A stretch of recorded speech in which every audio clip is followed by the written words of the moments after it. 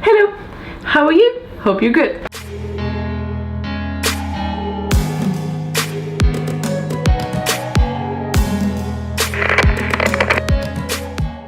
So welcome to the very first book diary video. Yeah. If you don't know what the Book in a Jar project is, it's a tiny book club that started on Instagram, moved on to YouTube, evolved into something a little bit different, because it was initially just me taking photos of books in a jar because, I don't know, it was a massive jar and I wanted to put a book in it, you know. Is that I select a book, I let you guys know first on Instagram, then on YouTube, and if you guys can and want to, you join me in reading that book during that month. I film myself while reading the book and upload a book diary. A book diary is gonna be a hell to edit, I can already feel that. I read City of Bones by Cassandra Clare because it was long overdue, and man, I had feelings. A lot of different mixed emotions, but you know, I don't have to speak about it because I filmed it when I was feeling that.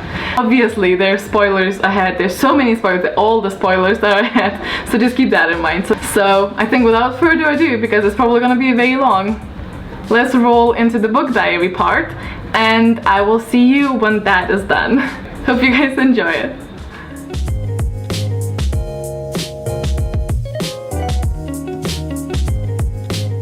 Hello, it's me. I have comfy pants on, I have a comfy sweater, and I have my hair in a bun, and that means reading time. Yay! And I have, oh my god, I almost punched myself in the face. And I have City of Bones by Cassandra Clare. I honestly don't know what to expect. I don't even know what it's about. I just know it's something obviously supernatural, but also I don't know, are they like angels or something? It sounds extremely cheesy, but I've heard that it's really funny.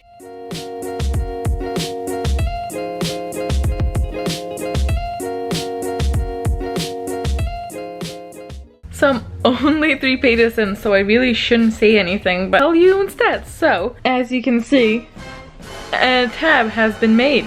Orange means problems, so it's not the best of starts. And it's not even a big deal, it's just, I'm just reading how Clary, do you say Clary or just Clary? Claire? Don't know. They just going to Pandemonium, which is a club for all ages. I usually don't mind, but I think I'm at that state when I'm just like, I just don't want to read about the 16-year-olds. Like, what is it with this 15, 16? Like, why can I hope they're gonna get older with the series though, so it's not gonna be a big deal. But that's not what the tab is about.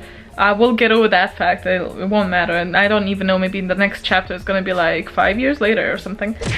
It's when they got into the club and the guy with green eyes that is clearly not human notices a woman, and so they said she was beautiful for a human, long hair, nearly the precise color of black ink, floor-length white gown, the kind woman used to wear when his world was younger, lace sleeves, blah blah blah. To me, personally, very personal here, and I saw this girl and she was very beautiful and she looked this and that, is the same as starting the book with from a first person perspective when they say, I woke up and I stared at the mirror and my this and this hair looked like that and that, and my skin was this and this, and you know, do you know what I mean? This is just very, so I'll just see how it goes next, but it's just a tiny problem tab. It's not even a problem, just me preference. You know what, let's read more than 3 pages and then speak. I'll see you soon.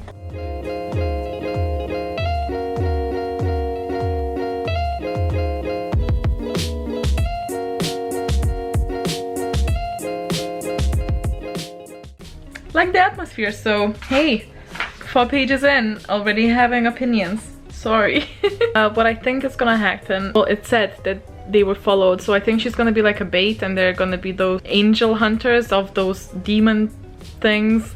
I don't know, they're like protectors of humans or something like that. I'm already liking Simon, but I knew he's gonna be the funny geek friend sort of thing, because usually the funny characters are what people like the most because they're funny.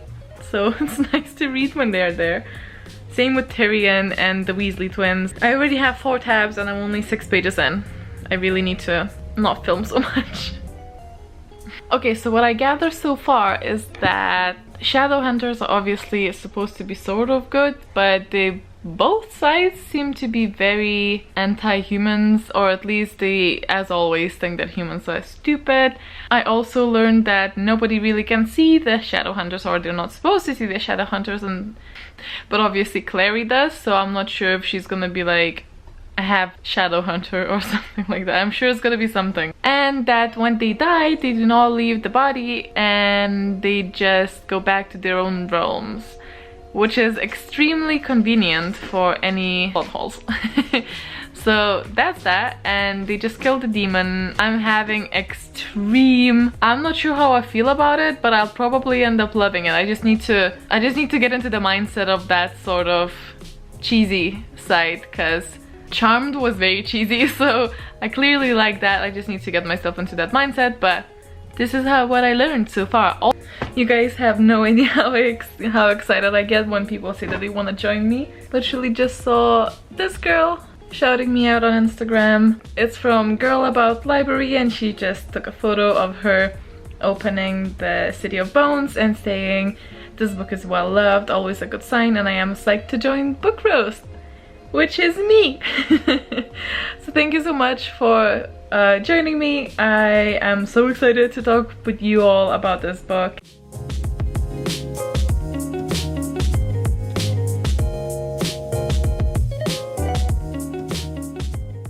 Okay, so I just finished chapter 2. What have I learned? Well, Simon keeps being an awesome dude that he is. We had the scene where Clary had like an argument with the uncle, not with the uncle, with the mother, and uncle was sort of on her side but like really impatient. I did dislike again how they introduced the uncle. It was all done by basically like a slip when she's saying, hey Luke, it's because it's Uncle Luke, but she was asked by him a year ago not to call him uncle, so like I sort of really don't understand why she would call him an uncle. Do you know what I mean? It seemed forced again, same with the descriptions. I think very, very stereotypical. That being said, I am getting into this more and more as I go, as you do. We also learned that her dad died before she was born, and the more I read about it, the more it seems like the father is gonna be the key as to why she's seeing that, and her mother is probably aware of it, because the whole argument with the uncle sounded like the uncle is sort of angry at the mother because the mother is overprotecting her because she thinks she's like the father, and I think the father was either a shadow hunter, and maybe that's why the grandparents didn't approve of the, you know, relation. I don't believe he was just human. I probably didn't die in the car crash either. I might be absolutely wrong here. Yes, I'm only on chapter 2, but that's the vibe that I'm getting. Then we got another orange tab, which is really, it's a shame because I'm actually really starting to enjoy this, but I just have beef with the way stuff is done sometimes because it's just so 101 YA novel that I can't handle it. It's on page 24 and it's just right here when it says, "To be beautiful you had to be a willowy and tall, when as short as Clary was, just over 5 feet, you were cute, not pretty or beautiful but cute." And then she's just talking about freckles and that she's obviously clumsy because, I mean, do we ever have a character that's like, when I read that specific part, I was like, I don't even know which book I'm reading because literally every single one YA novel will have something like that. Obviously I'm exaggerating, but it just annoyed me, like why? First of all, I actually think freckles are fucking sexy, okay? So can you stop? Second of all, I understand the cute bit, but also just because you're short doesn't mean you're not beautiful, and you don't have to be graceful.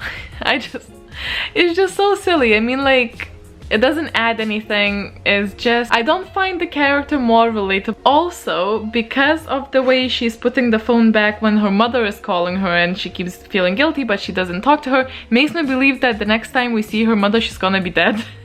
It's just very much, I don't know, like a Batman vibe or any sort of character that is like now an orphan vibe. I feel like, I hope this is not going that way because that would just be like the stereotype of the stereotypes, but I have a feeling that something's gonna happen to her mother. Either she's gonna disappear or something, and then she's gonna go on an adventure with Simon, just try and find her mother, or I don't know, something. I just feel like something's gonna happen to her mother. I don't know how much cheese I can handle at once. That being said, I'm actually really starting to enjoy this. That was this bit. Chasing a stray bit of guacamole. I mean, I just found it funny. Okay, so chapter 3. Right, this is where they go and see Eric's poetry, and it's hilarious. It's obviously hilarious. This is where Simon, I believe, wants to obviously say to Clary that he likes her, but she is so painfully oblivious to it, as every freaking YA girl ever, which is annoying again. But Simon is so funny that I can't even be angry at this chapter. And then obviously we have an interruption. I like Jace as well. He seems very cool and put together. He's been sent by his master to basically fetch her because she knows something and she can see them, but she doesn't have the runes, and we learn about the runes. I think it's like a spell on hold, basically. You put the rune on and then like you use it and it disappears, and then you can put more in. And then the most exciting thing that happened in this chapter, well, exciting, and I freaking knew it, that it's gonna happen. Something happened to the mother, and I don't know if she's gonna be kidnapped or dead or whatever, but she called and they spoke, and she's obviously in distress, and we don't know what happened, but somebody has found her. So I assume it's gonna be another otherworldly. But it's just getting really interesting, but all I can think of is that Simon is sitting inside not knowing what's happening. So I really hope... I don't know what I feel about Clary. She's very so-so. I do sort of wish that the chapters were a little bit shorter in the book, but you got what you got. Can you please tell me why the hell did she go to the house when her mother like literally said, whatever you do, don't dare to go back home? I mean, like, I know I would do the same, so I can't really blame her for that. She went back there, and there's some sort of fucking alligator centipede there, just sort of wanting to suck on her bone marrow, as you do. Very kinky. But we still don't know anything about the mother. I'm not sure if she's alive or not. It's interesting though that we learned that the police is usually just demons in disguise again, so they sort of clean up after themselves. This is again very Charmed-like, and I do appreciate it because it closes some loopholes, and I do like the system. So it is thought about that, you know, how did they get away with it? Well, it's because they infiltrate the freaking world, and everything seems like every second person seems to be like somebody supernatural. So no, Momo just got food and Momo's trying to steal it. You're a stealer. Yay. Admit to the people that you're a thief.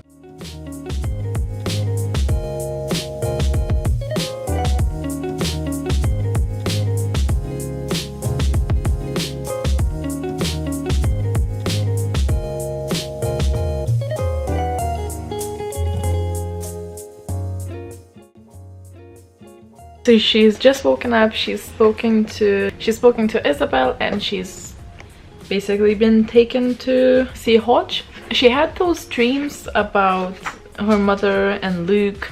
I wonder if those are like premonition sort of things, or is that just literally dreams? All the time I'm only thinking like, what about Simon? Where is he? Like, he doesn't know anything. She's disappeared and he must be freaking shitting himself, and nobody seems to care. Also, why is Clary not asking about her mother and everything?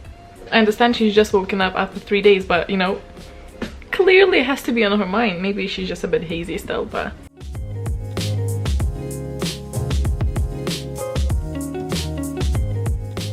I was just thinking, he's just telling... Well, Jace is telling her about Idris, I'll say. That's the home country of Shadowhunters, and he's just been telling her that the Mundies, or Mundanes, I don't know, they wouldn't know about that place because obviously it's hidden from them, or if they accidentally stumble upon it, they would just be transported across the border. Does that remind you of something? I was really thinking about it. First of all, everything is like underground, which I know it's a common theme, and then we have a separate name for non-magical folk, if you might, and then there's a place that the non-magical folk, they have a spell over, and then they cannot see it. Does that remind you of something? It all rings a tiny, tiny magical bell to me. I know Harry Potter was definitely not the first to come with the idea of any of this, so it's not like, you know what I mean, it just does strike a resemblance.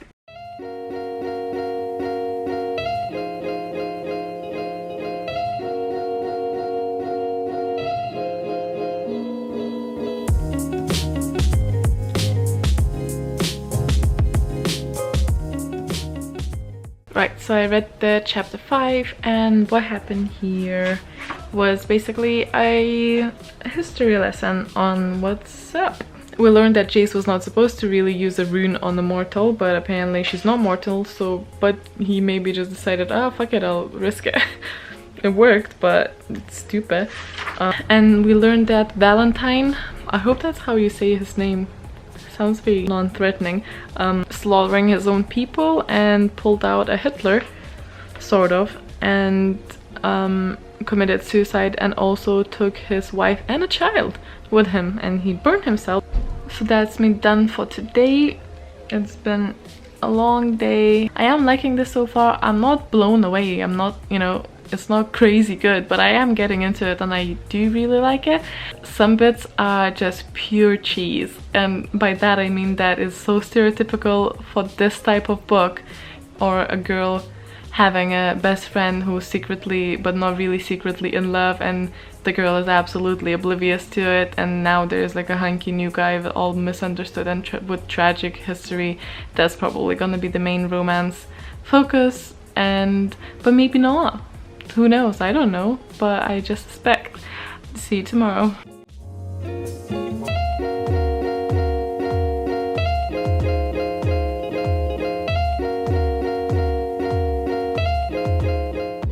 Hello! It's Sunday the 5th of February. I've decided to attempt some reading. Right, just finished chapter 6. This is where they, of course, go back to their, you know, house where the battle started, because obviously that's what they're gonna do. Then they realize there's a Forsaken there. I don't know how I feel about the runes. Like, I need some rules for the runes. They don't call it magic though, they're apparently very touchy about it. I think magic in this world is a little bit sinister. Also, what is Alex's problem? I thought when he said the look Alex shot Clary was as sour as poison, I thought is when we're walking away with Jace, and I thought maybe he's into Jace, maybe they're secretly lovers. But I think it's more wishful thinking. I don't actually think that they are. You know how they're in the train station and she says, haven't you ever heard that modesty is an attractive trait? And then Jay says, only from the ugly people. And I know it's a joke, but it didn't really, I don't know. I was thinking maybe that Valentine dude is her father, because I have this feeling that the father might not actually be dead. Maybe he just needed to like, or maybe he's dead because they thought Valentine was also dead and it's actually her father, but he's not dead, as we know. So I mean, probably not, but maybe. I'll read chapter 7. I think it's where the Miss Madame Neighbor is supposed to tell them something important, so hopefully something fun will happen. And yeah, gonna start chapter 7. The part that I'm reading now is just it's like an encyclopedia. It's like listing and throwing at you all the explanations. This is such a lazy approach. Explain it when it's relevant. Maybe I'm just picky. I'm also very tired, so maybe that's why. Really, that she wanted to sell his magical artifacts on eBay and he was like, on what? That was funny. At least half as funny as you think you are, you'd be twice as funny or something like that. Which was funny because that means that he's not funny at all. I really want to like this. Also, I found this very interesting. Look, almost no tabs at the top and no tabs at the bottom, and all of them in this cluster. Strategic writing or publishing?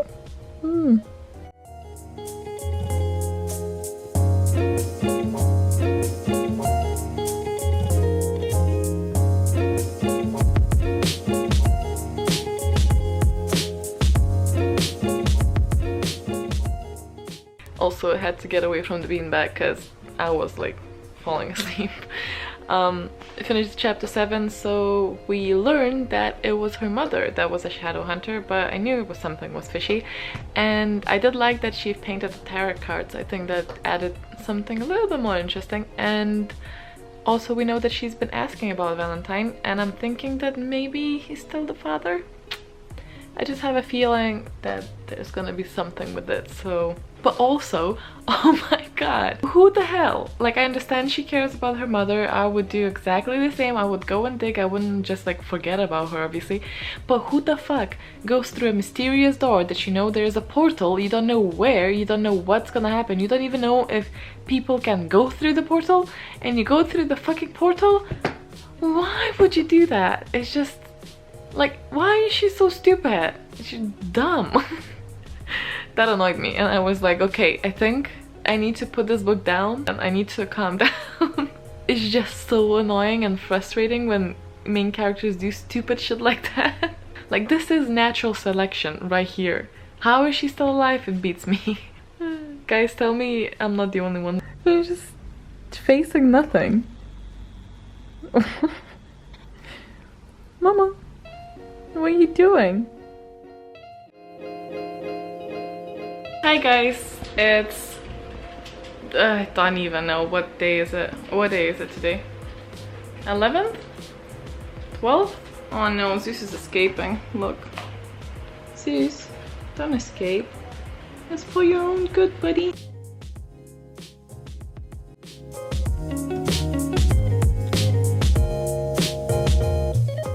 I am ready for the book.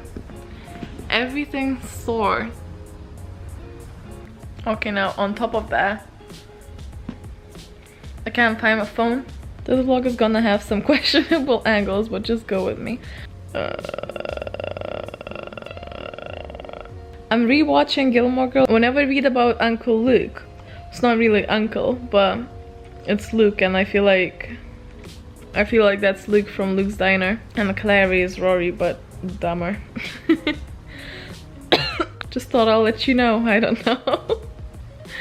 From this angle, it looks like I have dark hair. Did you guys have trouble just sort of staying in it? I will though attempt it later on today, hopefully. Unless they say like, oi, you have cancer, then I'll probably just cry all night. I had quite a few really bad attempts at reading that book. I have another thing to do just now, but hopefully after that is done. Ooh, the circle is rising again. Ooh. I'm also having a face mask at the moment, so... I knew it! Did I not tell you that I knew it? We have two huge bombs at the very end of the chapter, which is great because I've been a bit struggling as if nothing was going on really. It's where Simon is sort of fancying Isabel, or just sort of Clary thinks that he is, and in Clary's head she wants to dump a pot of hot soup on top of Isabel's head. I hate this sort of thing. Female competition, as it is in real life. I really hate to see that in books as well. I only marked the quote from the manifest of the circle people. I hereby render unconditional obedience to the circle and its principles. I will be ready to risk my life at any time for the circle in order to preserve the purity of the bloodlines of Idris, I don't know. You can slaughter me later for the pronunciation of this one. And for the mortal world with whose safety we are charged. And then obviously at the very end, I did not know that Hodge has been in the circle, but you know, or at least I think I've said that on camera, that I thought Valentine's gonna be Clary's father, and that... So then Hodge says that not only he was in the circle, but Clary's mother was in the circle, and that she didn't have much of a choice because Valentine was his husband. And then I'm also thinking, well, what happened there? Like, why did she marry him? Like, she clearly had a choice to marry him unless she didn't. Really interested to see for those who are reading with me for the first time, or for those who just read it for the first time. Did you see this coming? Did you see the whole Valentine thing coming? Because I feel like it's been hinted on very heavily, and also quite, you know, sort of predictable. I don't know what it is. I think I'm just in a really weird mood this month. I just have so much on my mind that I really struggle to just sit down and read for a long time. I literally read like, what, 10 pages and then had to do something else. I'm not a child, Clary spun away from the desk, and I don't want to hear anymore. So like, I just thought it was funny because like, you're speaking as if you're a child, so I'm just saying. Also found it hilarious how even the elders were pretending to be full so they wouldn't have to eat Isabel's food. And I found it very funny and also really cool that here we are in the institute that is magical and hidden from everyone else, and here are those mystery creatures that hunt demons, and we're talking about life-changing scenarios and plotting to basically purge the world of human beings, and they just ordered Chinese. So can we just appreciate that for a second? They ordered Chinese. I love that bit. Oh, and they're saying that obviously not everyone would be turned properly, so there are a lot of people who die because you need like training. It's like being an astronaut basically. Like if you shoot anyone into space, they're gonna die. But if you're sturdy enough or you train, then you're gonna survive and be turned into a demon hunter. Isabel says, but that's murder, and I'm like, yes, it's murder. Like, do you not get the gist of what the circle wanted? Now she's been convinced to go to those librarian psychics that unlock people and their memories, so that's quite interesting. Jeremiah, I like how he has such a like a human name for a creature that doesn't make any sound as they walk, and you know, is all mysterious and silent and can speak inside people's heads. Whilst her mother was Jacqueline, well, is Jacqueline, she has a mundane father. But I don't know if I trust that. I still think that we're gonna have some sort of Star Wars scene where Valentine's gonna be like, Clary, I'm your father. I was under the impression that they all knew that she was under a spell or some sort of block from her mother, because I thought that's what the psychic neighbor told us, but apparently no. So the guy tried to go into her head, so now they're going to City of Bones to stand for the Brotherhood, and surprisingly no one is asking to be clarified what the Brotherhood is. But yay, we're gonna see the City of Bones, which is good because, you know, the name of the book. And then something absolutely weird as fuck happened. So this badass half-dead mysterious librarian mind reader dude summons a carriage. Not only is it a carriage, but also it cuts traffic by going over the cars that stop. Why don't they just make it fly so they can just be, you know, like Santa Claus, just go through? And is carriages still the most convenient way of travel?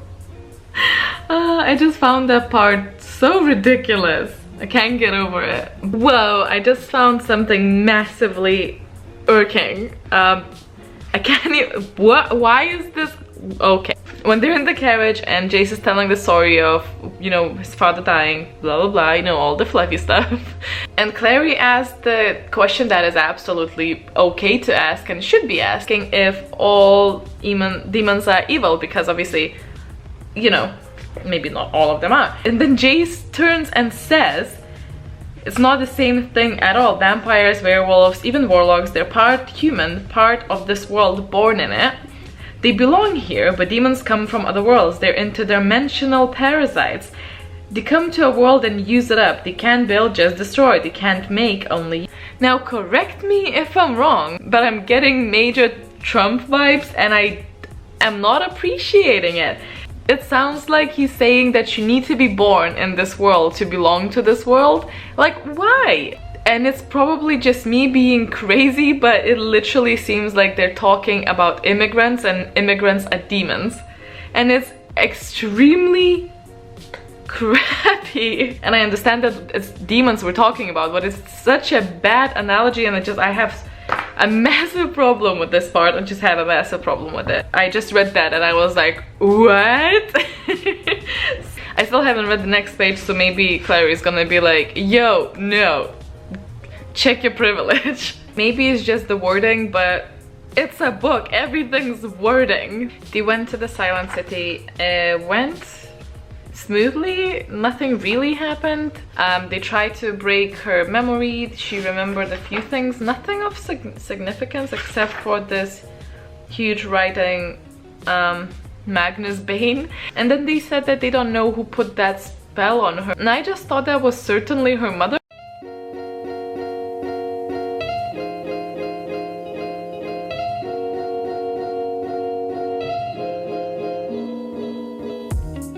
So, chapter 11. So they went and ate in this supernatural cafe, which was pretty cool. Throughout this chapter we have another few times that Clary is just sort of hating on Isabel just because she's pretty and Simon likes her, and that really bugs me. I really don't like that. First it was when she was wearing an vanilla fragrance and she was like, oh, I hate vanilla. And then it was strands of silver beads were caught in her dark hair. She looked like a moon goddess. Clary hated her. And then obviously you have such weird choices in the menu, and on the human side you have smoothies.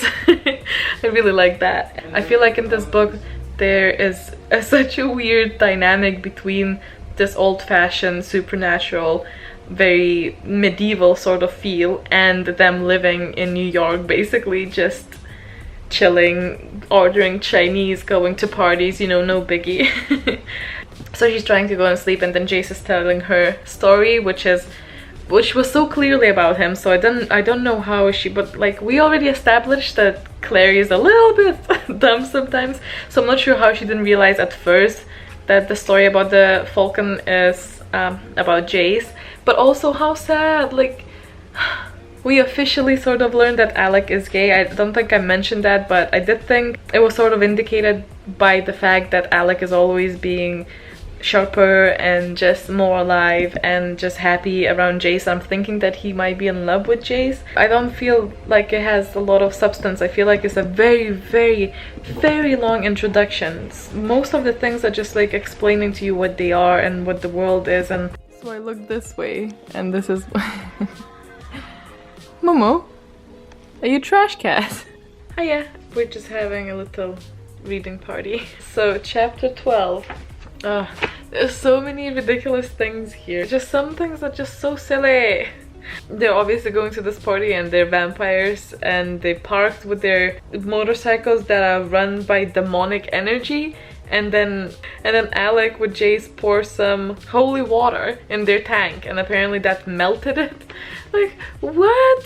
So much cringe. We learn, because Bane tells us, that the person who put the purse on her memories is her mother, which I knew from like so many chapters previous, and I'm actually enjoying the talk with Bane.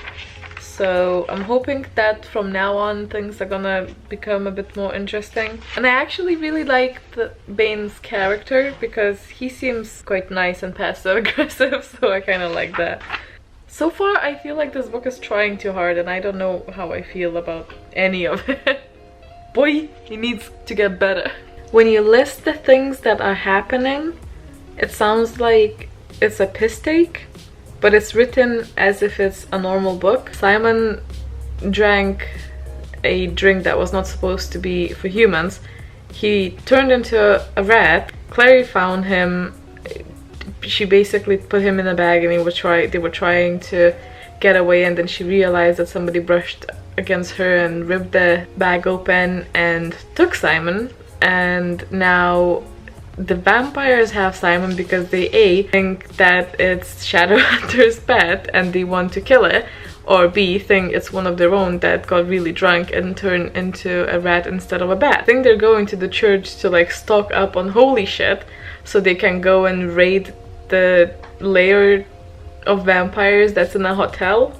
I did really enjoy the scene where Raphael is explaining how he finds this beautiful, and I didn't actually, like, obviously the character was fishy, but I didn't actually suspect that he's gonna be one of them, which again was nice. And then I really didn't suspect that he's gonna be the leader. The line that did sort of annoy me was, or maybe ugly people just didn't want to live forever. Like, what the fuck is that line? Oh my god. Wolves come through the windows? Like, why are there wolves? I don't know. And then he says, now this is a situation, but why are there wolves? How did they come through the window? Like, what is happening? Wow. I must admit I've read a few chapters without putting the camera on. It was one of those chapters that you really just can't put it down. And I'm so glad, because all the bits just felt like they were ridiculous, but they weren't written in a ridiculous way, so it just felt wrong and silly and just bad. But I'm very, very glad to say that it has gotten so much better. So I think my least favorite part of the book so far was the whole vampire Simon being the rat thing. First of all, when Simon is absent, I found this book really, really crap. So I'm very glad that he's back. I think the last time I checked in was when the wolves came in. I think I'm just gonna skip that bit because I did not care for it, and I don't have anything to say about it. It was stupid. I was glad it was over. And then we came to the part that I actually really enjoyed. So they're back at the institute. I found it so refreshing that they're not doing any silly things, and it's not like the chapters are not being quirky with the magical beast, that they're just a lot of explanatory things. I got to be back at the institute with them, and they're speaking with each other, and there's all those mixed feelings, and I was actually glad to have some romance. There were some good funny bits, like when Simon woke up and Clare and Jace said, "Oh, I think you promised me a bath or something, a sponge bath," and Clary says like, "I think you were thinking about Simon," and Simon's like, "Only when I feel better, handsome." I just thought it was... And I really enjoyed how Simon was speaking to Clary, and I was still painfully aware how she's in denial about the feelings, but I'm glad that they actually started speaking about it because that was painful. And it was really cute when Jace brought her a gift and they went to the greenhouse and Jace bathed in spaghetti. And it was really I love these sort of parent-child things that are put in the book, and it just makes me, I don't know, makes me feel feels, because obviously Jace is portrayed as as if he's a character that is a bit serious and is very, very guarded, and like basically everything he says is some sort of self-defense mechanism. Difficult childhood. He only met another kid that was a kid basically, and close to his own age when he was 10. So growing up and only having your father as another figure in your life, it's a very interesting concept, and it's quite... You can see why his social skills might be a little bit awkward, and you know, he's always so serious, he's always so shadow huntery, and just seeing that for the 5th birthday he wished to bathe in a bath of spaghetti and his dad said okay to that. It was cute. I like that bit. And then they kiss and I was like, yay! I feel like this book is very similar to some soap operas. Like obviously as they're kissing, Simon comes out, sees them, and it's always like, you know, something's gonna happen, and sometimes in the books you feel like something's gonna happen and then you're very glad it didn't happen because that is just so stereotypical. If you think something's gonna happen in this book, it probably will. And then Simon finally tells her that, you know, you're stupid, I obviously loved you for so long. And then Clary, she has a very human reaction to it, which made me really happy, that she said she wasn't sure if she really didn't know about it or if she was just pretending not to know about it because it was convenient, and because she was scared of what she would say. I was glad that she wasn't just, I never knew, blah blah blah. Well, she also has this very relatable feeling of basically thinking that this is karma, because this is what she gets for being happy when her mother is in danger and probably being tortured, which is very, very, very common, and it's correct. This is how people would feel if... And I'm just so happy that I'm happy with parts of this book now, because holy shit, I did not like it until this point. She already knows how her mother hid the cup, which was actually something I didn't see coming. I knew that the Dorothy person is gonna be playing a bigger part. I actually did think that she's gonna be possessed because there was something fishy about her. I was finally so pleased with that battle when the greater demon appeared, because this is what I was expecting. When I picked up this book, this is the sort of thing that I was expecting and looking forward to. The badass battle. I did not see the foreshadowing though for the Mortal Cup, which I probably should have picked up on, and I'm glad I didn't, because it's really nice when they connect the dots, and I'm really, really happy that they hinted at from very first chapters, and I'm glad, I'm happy with that bit. I don't know exactly how I feel about everyone basically being in love with everyone. There's so many V's and triangles going on. Oh, Simon, I just want Simon to be happy. And then the whole battle happens, and Simon, of course, saves the day, because Simon is fucking awesome and Simon needs to be happy. I'm so like, if he doesn't get laid soon, I'm gonna be very frustrated. He needs to be loved.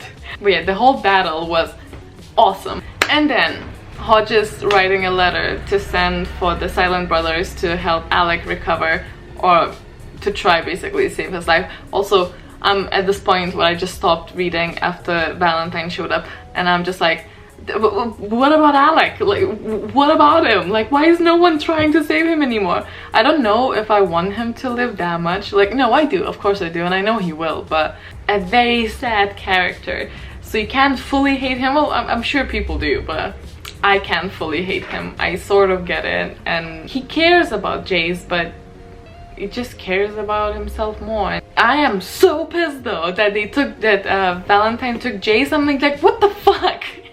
This is the whole Simon situation. Like, when they took him away, if you take one of those main characters away, the book turns to shit. So I'm hoping that it's not gonna happen. Anyway, he summons Valentine, and Valentine comes in and he's all like hunky, and then he just throws Jace over the shoulder and just goes. First thing he says, Jace is gonna be with his father soon, and then Hodge says it's not that simple, as in he's maybe not gonna kill him necessarily. And I'm just thinking, is Jace's father not dead? People who seem to appear dead in this book are never really dead. I'm just waiting for Luke to come back, because I know he's gonna play a bigger role, and I'm betting he was clearly pretending not to care in front of the other people, because what the fuck was he supposed to do? Like, obviously he had to like pretend. I loved the bit when they retrieved the cup and they were like, what is this? Hello!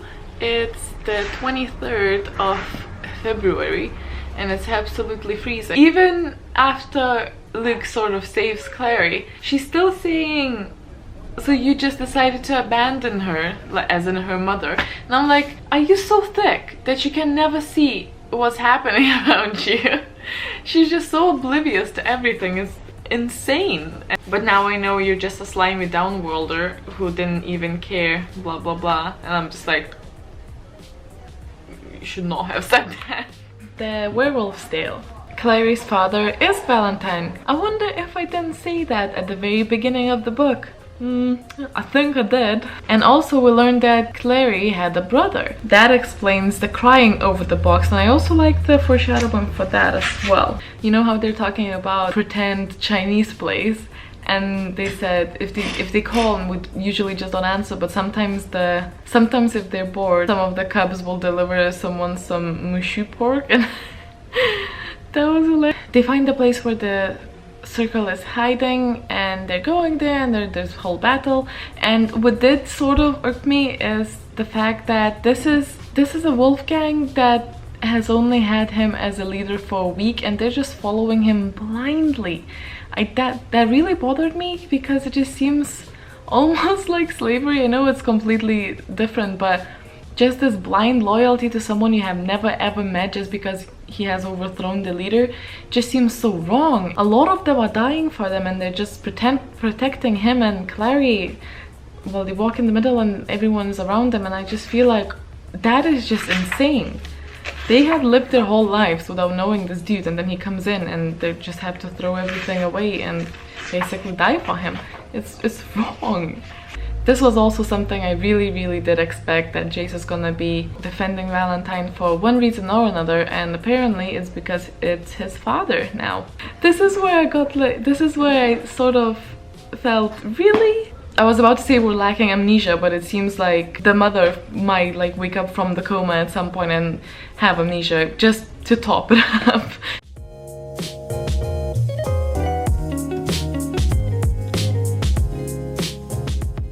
I finished the book. I don't even know how to rate this book, because it went from like 1 star to 4-star bits, and this is where Jace is all brainwashed, and I hate these bits where you like clearly know he's gonna recover from it, and you know that he'll know and everyone knows except I did think at one moment that Luke is gonna die when Jace was basically, I think he shouted a little bit at Clary and Luke lost his focus, but that didn't happen. And I don't know, I'm sort of sad. So Luke is one of my favorite characters from the book, because he seems to have more than one layer, like most of the characters that only just have one layer, in my opinion. For the purpose of the plot, I would have been okay if he died. And I did enjoy the bit where Valentine finally goes through the portal and just basically says, no, you cannot kill me. And I feel like it was one of the most well-written parts of the book is when he has his hand through the portal and he's holding Jace and they're all, and I really felt as if I'm there, and I was really finally thrown into the world because of the writing, which at that point I also realized that before this I don't think I ever was. Jace saw Valentine's true face. Everyone and their mothers knew that he's gonna come back to, you know, the good side. But I was just so surprised because obviously Valentine just acts as if he seems like a master of manipulation, but somehow this specific evening he couldn't keep his cool in front of 2 kids and 1 old friend. Jace then blames himself, so what else is new?